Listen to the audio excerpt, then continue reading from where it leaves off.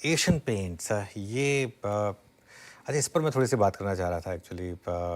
शायद शो की शुरुआत में थोड़ा सा टाइम की कमी थी इसके लिए। आई थिंक आज जो एशियन पेंट्स का मूव आया है ना, वो काफ़ी इंटरेस्टिंग है, क्योंकि इसका अगर आप 3 महीने का चार्ट देखेंगे तो आज सुबह बहुत लोग ये बात कह रहे थे कि अब ये एशियन पेंट्स के लिए एक और फिर नेगेटिव हो गया, क्योंकि अब एक और कंपटीशन बड़ा हो गया।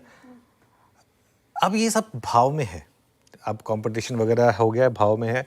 आई थिंक मार्केट ने इसको इस तरीके से पढ़ा है कि अब कंसोलिडेशन हो रहा है और अब आगे जाकर हम एक उस स्टेज पर हैं। देखिए, ना तो जेएसडब्ल्यू पेंट ना ही कुमार मंगलम बिरला चैरिटी करने कोई नहीं आया, सब पैसा बनाने आए हैं। सबने बस एक ये देखी, सबने एक चीज़ ये देखी, यार एक ऐसी इंडस्ट्री, इसमें एक ही बंदा 40% के मार्जिन पे 70% का मार्केट शेयर लेके बैठा है, तो क्यों ना उसको डिसरप्ट किया जाए। जब आप डिसरप्ट करते हैं किसी इंडस्ट्री को, तो आप ऑब्वियसली उसमें सबसे पहले क्या करते हैं, मार्जिन तोड़ते हैं। तो और एशियन पेंट्स भी ऑब्वियसली अपनी ज़मीन नहीं छोड़ने वाला है, तो इसके लिए उसने भी कहा ठीक है, मैं कम मार्जिन पे काम करूंगा, लेकिन तुमको इतने आसानी से मार्केट शेयर नहीं लेने दूंगा, है ना। बिल्कुल। तो टेलीकॉम के टाइम पे भी यही हुआ था। अब जब जियो आया, तो जियो ने शुरू में पूरा मुफ्त बांटा ना। अब आज मुफ्त मिलता है क्या किसी को कुछ? आज तो सारे के सारे सभी, मतलब जो 2-3 प्लेयर्स हैं, सभी ठीक ठाक रेट चार्ज कर रहे हैं। तो हाँ, जो एक एनेक्डोटल, हिस्टोरिकल, रिकॉर्ड मार्जिन पर ये कंपनियां काम कर रही थी, शायद अब उस पर काम ना करें। हो सकता है अब 40 के बजाय आगे जाकर 25% या 26% न्यू नॉर्मल हो। उसके हिसाब से स्टॉक्स एडजस्ट हो चुके हैं, उसके हिसाब से स्टॉक्स गिर चुके हैं। और ये आई थिंक एविडेंस पिछले 2 क्वार्टर के नंबर्स में भी था, जब स्टॉक्स ने थोड़ा सा गिरना बंद कर दिया था। एक काम करते हैं, इस पर एक व्यू लेते हैं। राजेश जी, क्या व्यू होगा इस पर अब आपका, आज की खबर के बाद, और एशियन पेंट्स पर? देखिए, रिसेंटली हमने इसमें बाय कॉल जनरेट की है एशियन पेंट में, करीब 2200 साढ़े 2200 के भाव के आसपास।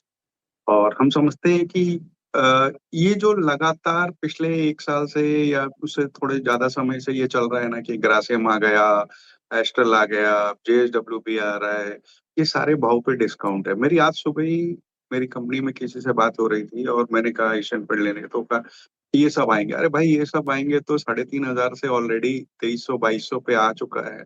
तो हर दिन वही स्टोरी तो चलने वाली नहीं है कि मार्जिन कम हो जाएंगे, मार्केट शेयर छूट जाएगा, प्लेयर्स बढ़ जाएंगे तो मार्केट भी तो बढ़ रहा है। आज आप देखो रियलिटी में कितनी बढ़त हो रही है, इंफ्रास्ट्रक्चर में बढ़त हो रही है, तो ऑब्वियसली पेंट की खपत बढ़ती हुई नजर आएगी। तो मैं समझता हूँ कि ऑलरेडी डिस्काउंटेड है सब कुछ प्राइस में। क्रूड कई महीनों से 60-70 के बीच में चल रहा है, कुछ दिनों के लिए बीच में 80 तक गया था, लेकिन वापस कूल डाउन हो गया है। ओपेक प्लस ने ये लगातार कहा है कि वो प्रोडक्शन बढ़ाएंगे, अगले महीने 4,11,000 बैरल्स के प्रोडक्शन बढ़ाने वाले हैं।